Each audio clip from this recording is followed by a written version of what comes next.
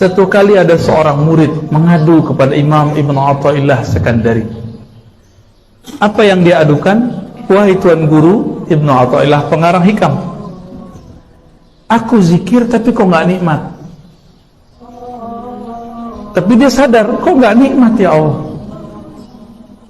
Akhirnya Ibn Athaillah mengatakan, wahai muridku, la tatruki dzikra li'adami hudurika. Jangan engkau tinggalkan zikir meskipun zikirnya belum nikmat. Apa sebab? Tiadalah orang berzikir kecuali Allah sedang meminjam lisannya dan memberikan karamah kepadanya. Ketika semua lisan bergunjing, semua lisan merendahkan, semua lisan membicarakan selain Allah, lisan kamu membaca kalimah yang beratnya lebih berat dari langit dan bumi. Syukurnya alhamdulillah Bapak Ibu, kita tidak melihat rahasia la ilaha illallah. Kalau Bapak Ibu dikasih lihat baca la ilaha illallah, itu gak kuat Pak, bisa pingsan-pingsan, bisa mati mendadak. Maka disebut dulu banyak orang fana ketika baca la ilaha illallah, karam dalam kalimat. Banyak dari dulu, banyak yang meninggal lagi lah baca la ilaha illallah. Kawan kami, sahabat kami, secara umur senior tapi secara ngaji dulu barengan, kita ngaji kemana-mana ya. Dulu nama beliau yang dari Koto Panjang ya, Buya siapa dulu? Malin Putih, mursyid Tarekat Naqsyabandiyah, mursyid Tuan Syekh muda ya.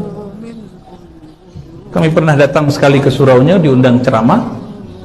Beliau itu ingin menunjukkan kepada murid, begini loh cara baca la ilaha illallah. Keasikan. Saat asik itu ruhnya lebih suka bersama yang punya nama Allah daripada tubuh yang membaca. Maka berpisahlah nyawa dengan badan. Saat beliau baca la ilaha illallah, Allah panggil dengan terhormat. Betapa indahnya meninggal saat seperti itu ya. Orang begitu masih dianggap sesat Bapak Ibu. Videonya banyak ya waktu itu ya, kami terharulah. Ya Rabb, inilah permintaan beliau. Ternyata beliau ini dan kawan-kawan setiap 1 bulan itu ada 2 kali buat khataman la ilaha illallah 70.000. Pindah-pindah surau masjid. Dan zikirnya versi Mirkulal, bukan versi Bahauddin Shah Naqsyabandi. Zikir ikhlas, la ilaha illallah. Dan yang hadir lebih banyak dari ini Bapak Ibu. Zikir semalam dibagi-bagi, kira-kira di 1 orang 1.000. Kalau 70 orang sudah 70.000. Maka mereka zikir malam itu masing-masing 10.000. Jadinya 70.000. Karena beliau hobi dengan kalimat. Karena itulah zikir paling lezat. Beliau minta, ya Allah matikan kami dengan la ilaha illallah.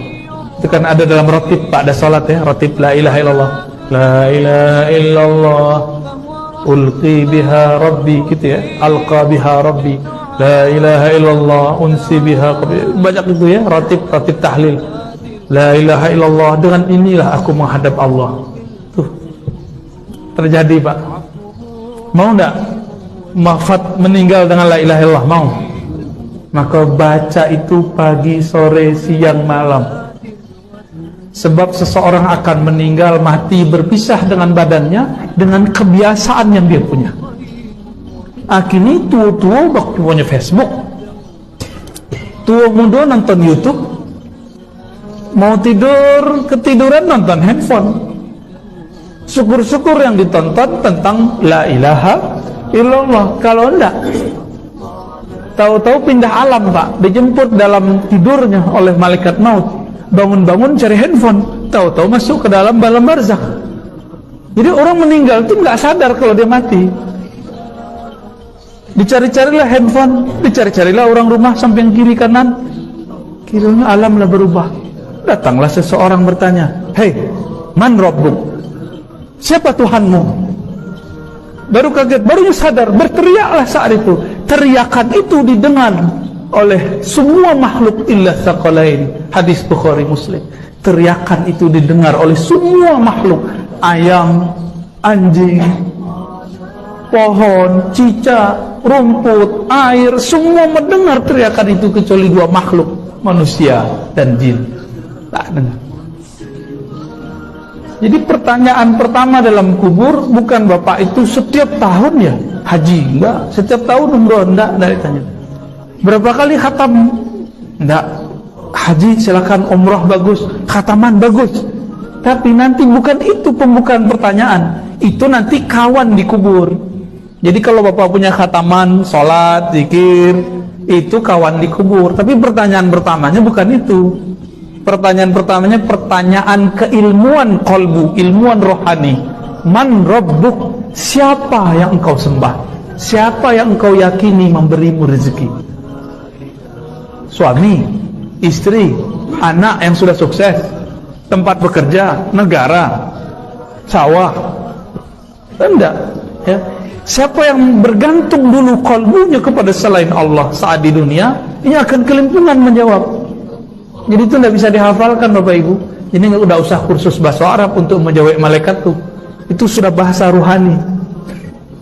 Sudah bahasa ruhani. Rohanilah yang menjawab. Karena malaikat itu makhluk rohani, maka yang menjawab rohani. Tubuh sudah mati. Carilah guru mengaji kolbu. Oh, kecil orang zindik bid'ah, udah lupakan saja itu. Darhum fi qaudihim yal'abun. Biarkan mereka bermain-main dengan kalimat-kalimat bid'ah itu. Bermain-main dengan kalimat menzindikan. Biarin, kita nggak usah ada urusan dengan mereka. Kita nggak ada hajat untuk menolak mereka. Kita punya hajat untuk memantapkan kalimat itu di dalam diri kita.